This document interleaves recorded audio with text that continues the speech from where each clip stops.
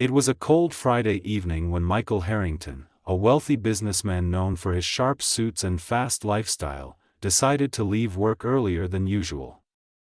Normally, he stayed at the office late into the night, closing deals and signing contracts that brought in millions.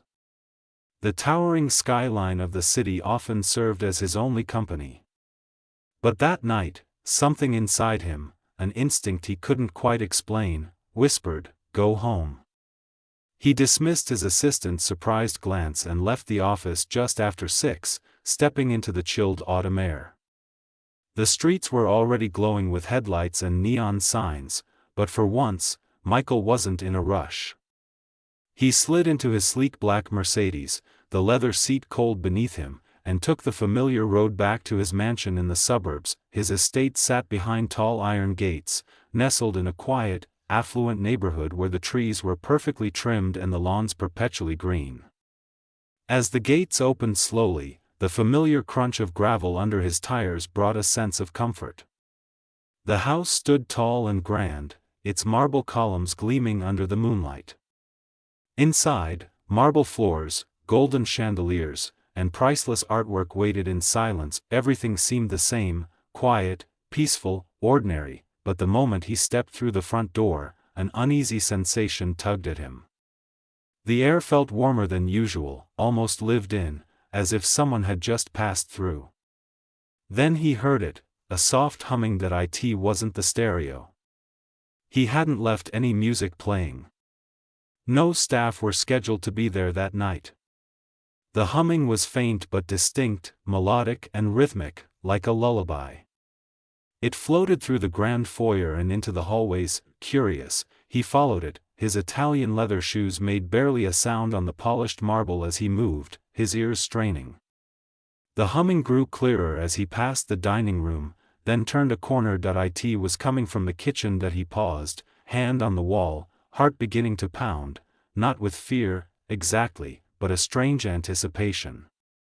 The humming stopped. Michael pushed open the kitchen door slowly, his eyes scanning the room, and there, standing by the marble countertop, back turned to him, was a woman. Michael's maid, Angela, had been working for him for 3 years. She was quiet, respectful, and always professional.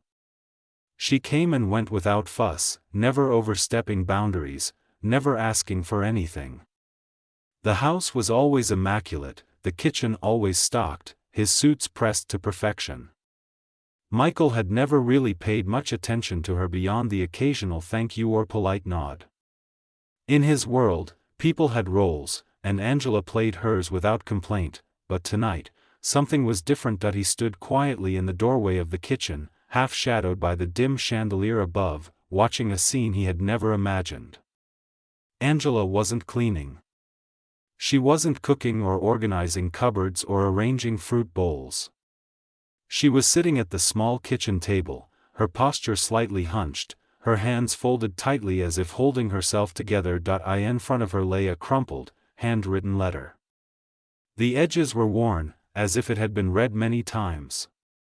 Next to it was a small, slightly faded photo in a cheap plastic frame.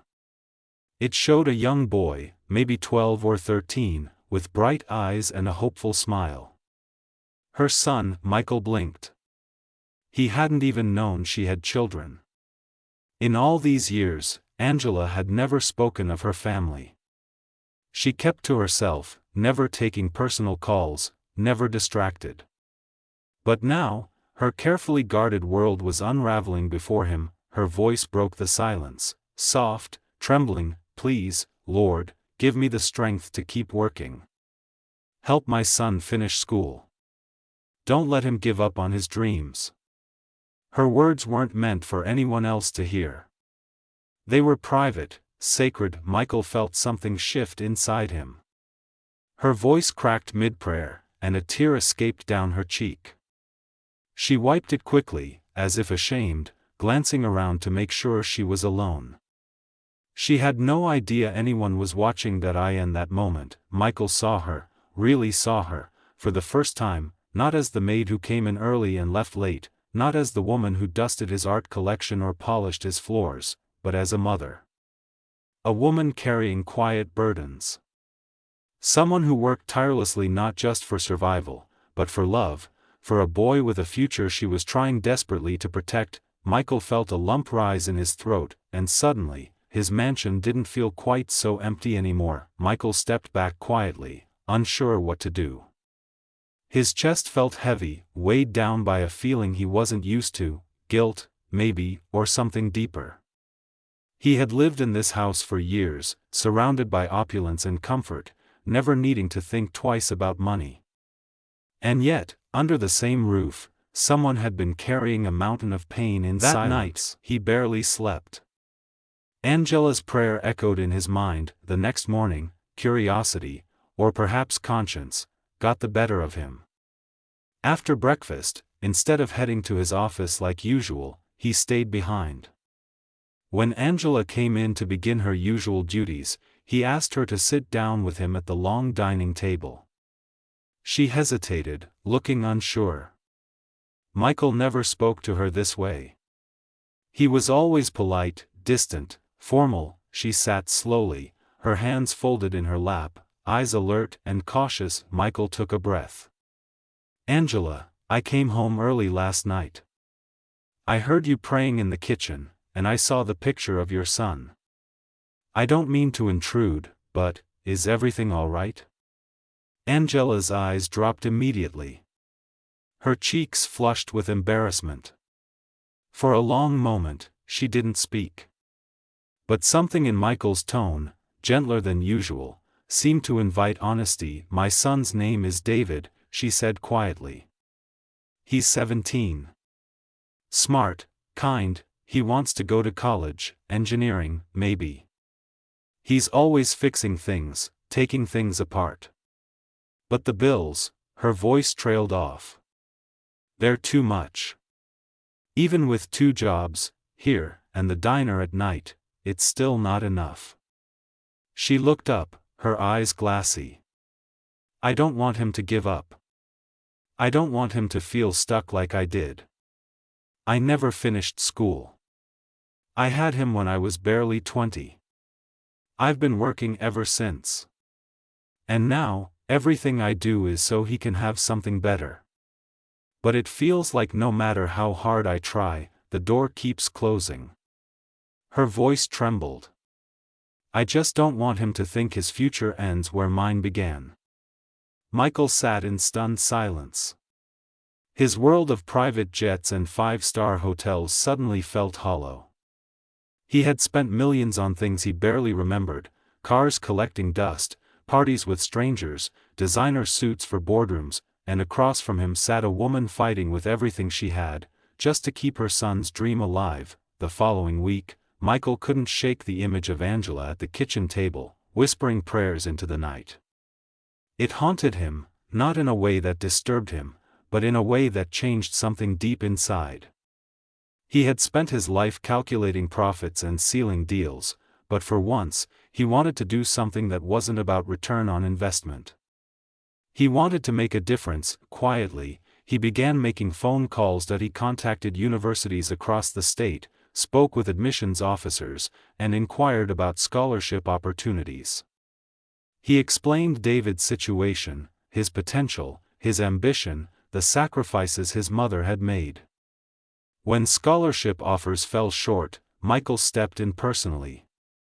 He offered to cover the rest: tuition, housing, books, even a modest monthly stipend, under the condition that it remain anonymous, if Angela wished it so. After several days of paperwork and coordination, it was all arranged. That Friday evening, he asked Angela to come into the living room. She appeared hesitant, wiping her hands on her apron, uncertain about why she was being summoned to the most formal room in the house. "Sit down," he said, his voice unusually soft. Angela sat carefully, her hands resting in her lap. "I want to talk to you about David." Immediately, her face paled. "Sir, I'm sorry if I crossed a line," but Michael raised a hand gently. "No. You didn't do anything wrong." He reached for a large envelope on the coffee table and handed it to her. Confused, Angela opened it. Her eyes moved slowly over the contents: a thick packet from a prestigious university, complete with an acceptance letter, scholarship award, and a detailed breakdown of fully covered living expenses. Her hands began to tremble. I don't understand," she whispered, her voice breaking. How did this happen?" Michael gave her a quiet smile. "Angela, you've been more than just an employee in this house. You've been loyal, honest, and incredibly strong. I saw the love you carry for your son. And I realized, no mother should have to fight that battle alone." Tears streamed down her cheeks as she clutched the letter to her chest. Michael continued, "This is my way of saying thank you, for everything you've done for this home, and for reminding me what truly matters in life." For once, the mansion didn't feel so cold. Angela dropped to her knees, tears streaming down her face.